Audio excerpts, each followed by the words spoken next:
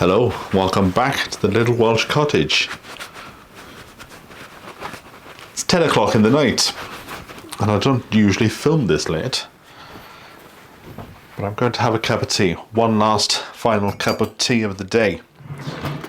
And I've got a few thank yous, because look, spoons have arrived.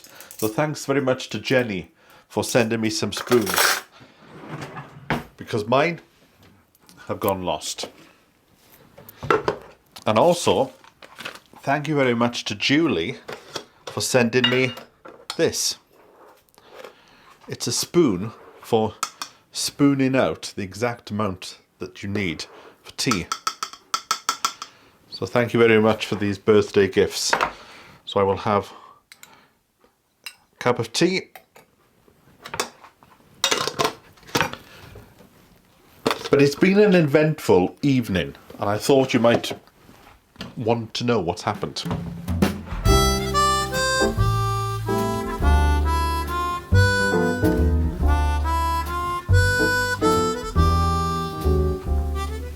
So I set up the camera about 2 hours ago in order to make this video, and I couldn't find the microphone. So I thought it must be in the bag. So I looked in the bag, it wasn't there. So I thought, it's in the bag for the drone. Right, let me go and find the drone. Couldn't find the drone anywhere, neither upstairs nor down. It had gone. I even looked in the cat's basket just in case the cat had taken it. Couldn't find it. So I was thinking, well, I haven't been outside today, and I didn't go outside yesterday. But the day before, I had gone to film down in Cwmsaibrin Basin. And then I went down to Screwfix to buy some boots for the allotment. Nice sturdy boots. And then I thought, what did I do then? I went to the farm shop to go and have some food, to have some dinner. So I thought, I'll phone them up, but I can't see it. So I phoned up the farm shop and I said, would you happen to have found a bag? And she said, yes, it's been here for a few days. We don't know what to do with it. So I said, I'm coming straight down right now. So obviously in Wales, after 6 o'clock, there's only one bus an hour. So there was no bus. So in the pouring rain, I walked 3 miles. And I got to the place, and sure enough, they had my drone. And inside the bag with the drone was also my camera that I film with. Not this one, but the one that I usually take out and about, my GoPro Pocket 2, with the microphones. And she said, oh yeah, we saw somebody had left it, so we just put it behind the counter. We didn't put anything onto social media because we thought the person would come back. And there I was. And then at that point, somebody came in and went, oh, that's Sean James Cameron. So that validated that it was me. So I managed to get the drone back. And like I was saying to them, if this was in London, 10 minutes after I'd left the venue, that bag would have been gone. So that is one of the really good positives of being back in Wales, that surrounded by good, honest, down-to-earth people. So it's been sat in their place for nearly 2 days. So thank you very much to Forch Farm, and I'll put their details in the description below. So if you're in the Rhondda and you're not fancying a nice meal, especially a Sunday lunch, pop along. Now, things haven't got that bad, because in this video I'm going to talk about my bills. I'm going to give you an update. But this is a wax washing line. I've decided to get rid of that thing that I put up there. I'm going to take it down the allotment and use it down there, and I'll talk more about that later. But I've got a good old-fashioned washing line. Look at that. And I've even got the old-fashioned pegs. But it's raining. It's been raining for a few days, but apparently next week we're going to have some sunshine. So I will put that up when I get a chance. But this is what I wanted to show you. Hold on, let me have a little sip of my tea. Beautiful. This turned up. And again, I've told you I'm not very good with buying things off the internet. So I haven't seen this yet. But from what I remember, it is nuts. So I'm going to have to buy some more jars, because I've run out of jars. But what have I bought? Because I can't remember. Blanched, nibbled cashews. Okay, and they're chopped up nice and fine. Brazil nut fines. Okay, that is very fine. And again, I can't remember why I've bought these. I will have to go back and have a look at my book of when I was putting... Oh yes, I think this is to make my own granola or something like that. And something that I've never seen before or tried, called pine kernels. So I'm guessing that's from the pine tree. Nibbled macadamias. Nibbled. I have to look out for some teeth marks. There you go. Who's been nibbling them, I wonder? And pecan halves. So I need to find 1, 2, 3, 5 things to put them in.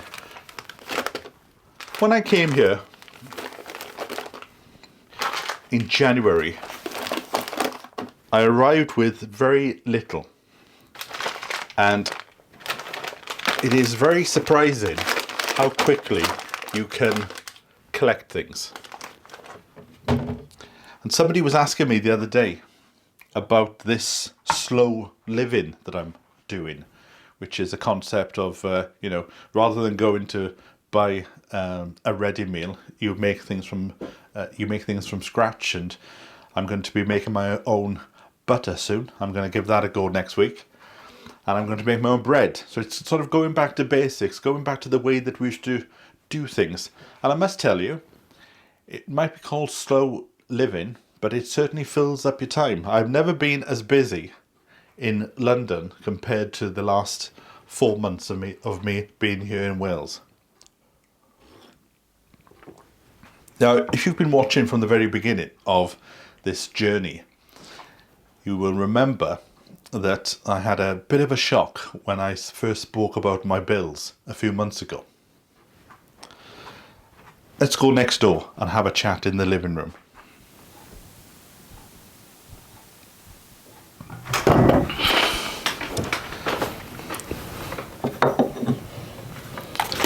Many thanks to Deborah for sending me a slate coaster with 1974, which is the year of my birth.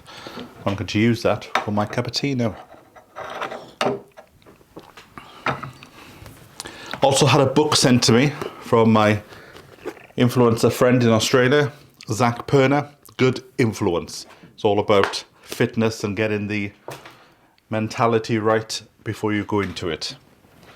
Right, I want to talk about bills. So let us go back to February when I put out my first video.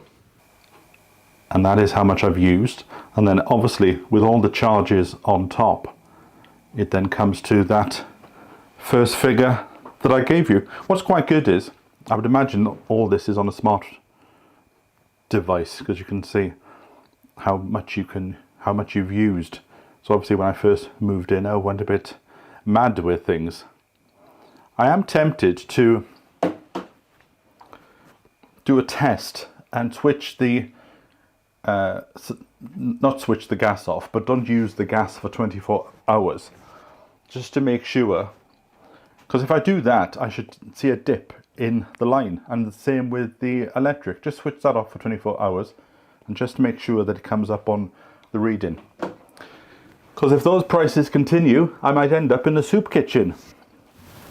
My first bill in January, and this is covering both gas and electric, was with a provider who I had never heard of before coming to Wales, called Orvu Energy. They were the provider of the house before I came here, so I was advised to may as well just stay with them. There was a smart meter in the house, and again, I've never had experience of smart meters before. So the first month, my electric bill and gas bill combined came to £285.66. And that was broken down to the cost of electric was £123.06. The cost of gas was £149, and the VAT was £13.60, so that came to £285.66. Now, I didn't know whether that was too much or whether that was just about right. So I spoke to people in the village, and half said, that's a good price, that is. And the other half said, that's really a lot. So that didn't help me. So I thought, for the next month, I would try and reduce my use of gas. So for the next month, I thought, let us have less use of gas and maybe more use of electric. And how did that work out? Well, the cost of gas went down. So I didn't put the heating on as much. I put these jumpers on, went to bed a bit early, wrapped up. And the cost of electric in February came to £162.21 because I was using a lot of electric heaters to try and warm the place up. The cost of gas dramatically dropped to £52.31. VAT, £10.73. So the second month came to £225.25. So that was obviously better than the first month, but I still felt it was a bit high. So a lot of you told me to change, and it was a guy called David who sent me an email of a company that a lot of you had told me to go to, which was Octopus. And he sent me one of these links that meant he got, I think it was £25, or was it £50? But he got some money and I got some money. And in fact, I had an email off them today. It was £50. So I had £50 and I think David had £50 as well. Well, they've contacted me today to say that my account has already got £63.50 in. So I'm in credit. But by moving provider, I started from scratch. So we had a chat about my usage, and it came to about £105 a month on a direct debit, which I'll pay every month. And as they explained, during the spring and summer, when you don't use as much, you still pay the 105 because any credit, you then use that up during the winter. So this £63 will come in handy during the winter months. I also then got an email from Orvu, which is the original company that I went with. And apparently there is an outstanding debt there. After they changed me over, they worked the bill out, and I still have to pay them about £25. So I still need to pay that in the next few days. Yes, £25.25. So even though I have now moved to this Octopus, which a lot of people say is the best one to be with, I'm still mindful of trying to keep the bills down. Because the lesson I've learned is, if you move into a new place, don't just phone up and say, I've moved in, please can you change all the name over. Have a conversation with them. Because it's turned out the profile of the people who lived here before was used for me. But by starting from scratch again with octopus. We had a chat on the phone. We worked out how many hours I spend at home and what I do at home, and that's where they pitched it, was about £105 a month. So if you are moving into a new place, start from scratch. Just don't take the profile of the last person, because I think there was possibly 3 people here. So who knows? I was obviously on a higher rate or something like that. But like I said, I've come up with a few ideas to try and keep bills down going forward. And one of the ideas came from you. I was put on to these lights. They are USB charged, so I can charge them up by plugging it into the side of my computer, like so. And I'll put the links to all this in the description below. So they come with a sticky magnet. Now, unfortunately, when I put this up on the wall, it worked perfectly fine, but then I realized I'd put it in the wrong place. Because what this does, so you put the magnet onto the wall. See, it's quite a strong one. Put the magnet onto the wall or onto the cabinet, and then the light just slots in. But with this one, it comes on as you go past it. And then if I was to try and be still, after a few seconds, it goes off. Now, the problem I had with this one was I'm probably moving a bit too much for it to go off. But the problem I had with this, I put it on the stairs and got a bit of a shock at 3 o'clock in the morning when all of a sudden the light came on. And I thought somebody else was coming up the stairs. But it turned out to be the cats. So they were that sensitive. So I took it off the ceiling, and unfortunately by doing that, it has sort of made the stickiness not as sticky. So I will have to maybe, because I'm thinking about going to put it there, inside this bureau there. So I might get some glue, because this is mine, and I don't mind if it, rips a bit of the wood off. So that will go there. Now, I've got 2 more of these. I've got one in the bathroom, which works out absolutely fantastic. If you wake up in the middle of the night and you need a pee, as you approach the bathroom, the light comes on. Then you can do your business, and as long as you aren't rigid still, the light stays on. And then when you walk out, about a minute after, the light goes off. It does get a bit of getting used to, of walking into a room and the light coming on, and especially walking out of the room and leaving the light on, because we're so conditioned to putting the lights off as we leave the rooms. It does feel a bit weird in the first few days. I've also got one in the kitchen, and that is underneath where I make my tea.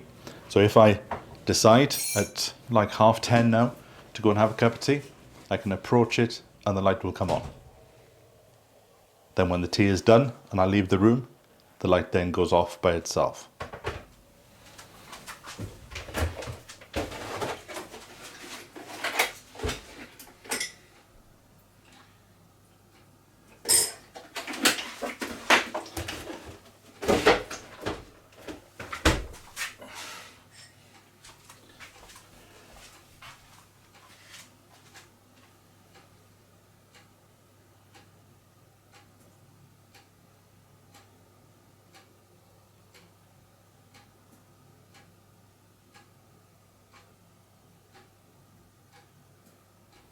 I was thinking about getting some more of these to go onto the ceiling, and in one of the bedrooms upstairs I am going to get one. Not in my bedroom, but in the little box room. Because obviously if you put this into the bedroom, every time you turned over the light would come on. But I'm going to put it into the little box room. But down here in the living room, I've started turning off my old-fashioned vintage light. It's on now just because I'm doing this bit of filming. But how I illuminate this room is by these, again, chargeable lights by USB, and I've shown these to you in the past, and all you do is just touch the bottom and you can change the color and change the brightness.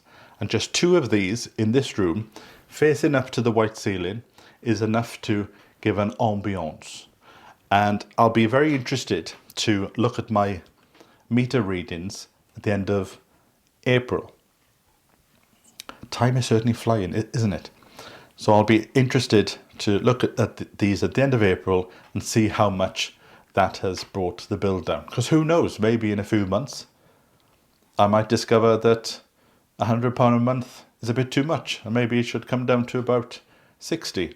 I wish I had these during the winter, to be honest, but you've got to go through these things in life. Sometimes you've got to learn the hard way in order to learn how to progress and make things a bit cheaper in the long run.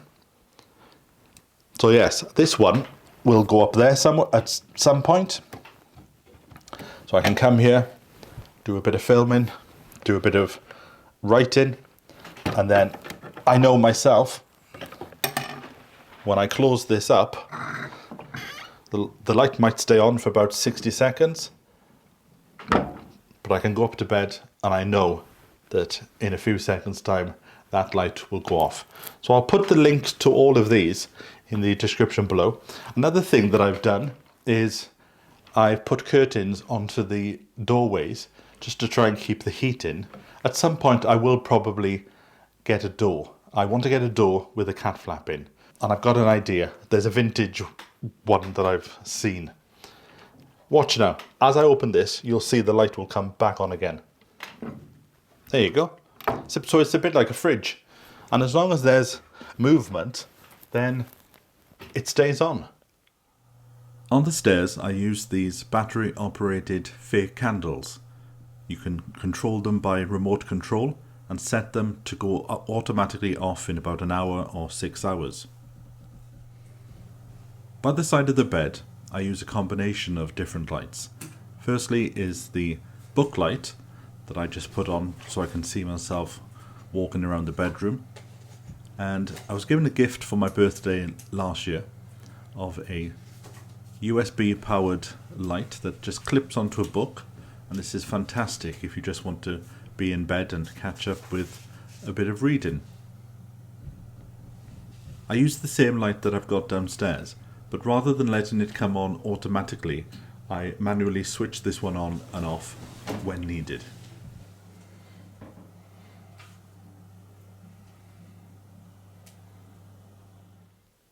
So what I'm thinking about also, because I think these were quite cheap, I'm thinking about getting a few of these for the allotment shed. And I even thought I could put some of these underneath the eaves of the allotment. So if anybody was to approach the shed other than myself and it was in the dark, my shed is visible from the entire village. It doesn't matter where you are in the high street, you can see the allotment site, and my shed is one of the sheds that will stand out. So there won't be any naked gardening this year because the whole village will be able to see. But I thought I might put some of these, and if you don't know what Naked Gardening Day is, you'll find out in May. I'll tell you all about it then. So I thought I could buy about 4 of these and put them all along the outside of the shed. And then if all of a sudden in the village this shed lights up at 10:30 in the night, everybody can see. In fact, I was talking to a guy on the allotment site, and he said that he was in the village once and he just happened to look up at his plot and saw somebody on it. So he could go up there and sort out the issue. It turned out to be there was a mix-up with who thought they owned the plot or something like that, but that's his affair to sort out. But that's what's good about these plots. Everybody can see you, so people down the village will be able to see, oh, Sean's is in his hammock, because I'm thinking about possibly setting up a hammock on the allotment. So if you've got any other suggestions on how to reduce bills, I'm happy where it is at the moment, but things can always be improved. So if you've got any suggestions, then tell me in the comments below. And also, I've just had an idea. I think I've got a code that I can refer people to Octopus. And I think you get £50 and I get £50. So I'll try and find my code and I'll put that in the video description below. So if you did want to take advantage of it, you can. Although they might start asking questions if 2,000 people sign up, but and then we'll all be laughing with money, won't we? Will we? Nobody will have to pay a bill then for the rest of the year with all these £50 they'll be thrown away. I'm sure they'll soon be on the phone going, take that code off.